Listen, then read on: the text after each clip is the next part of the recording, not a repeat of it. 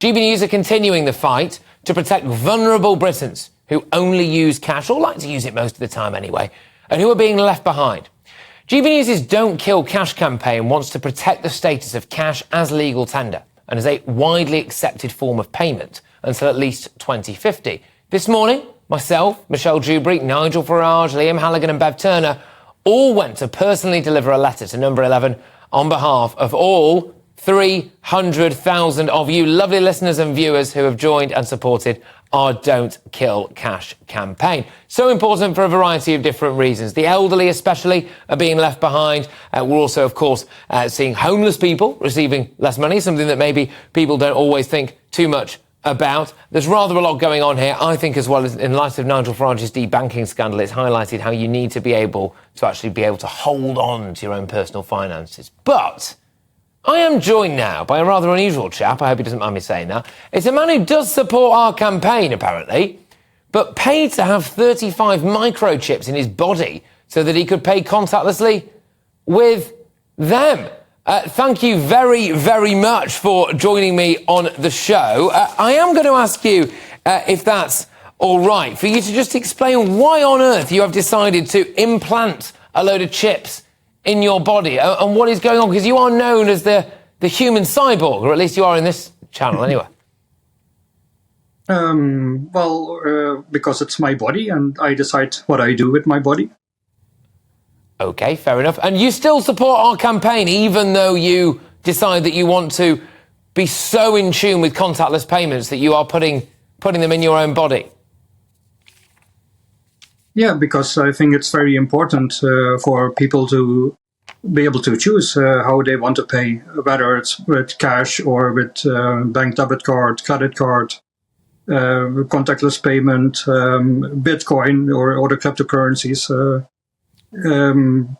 It shouldn't matter. People shouldn't be forced to make that choice for them. So how many implants have you got? Does it hurt as well? How does it work? I've got a lot of questions.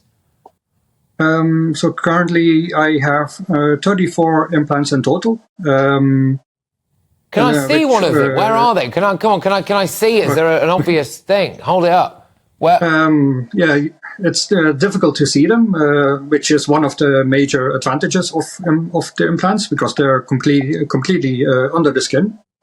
Okay. But if you look closely, and if I point them out, then you can see them. Yeah, point them out for some of us here. Go on. Here's my first implant. It's a magnet. It's a tiny magnet. I've got 11 magnets in total. In the fingertips of my index fingers and ring fingers. I've got another magnet here, another one here. Gosh. Okay. All right. And I mean, do you ever personally pay with cash? Yes. Sometimes I pay with cash. For example, when I visit the nearest town in Germany, where they have a parking ticket machine that doesn't accept my Dutch bank debit card, only the German bank debit cards, I have to pay with cash. Shopping carts, of course, they don't take bank debit cards or cashless payments. You have to use a coin or 3D printed, something that fits the slot. I've got to be honest, because your real name is, of course, not Cyborg Man. It is Patrick Pauman. What did people say when you said to them, I'm going to get a load of implants in my hand? Did anyone say, bit mad? We'll never know. We'll never know because he's frozen. Someone's turned him off. Okay.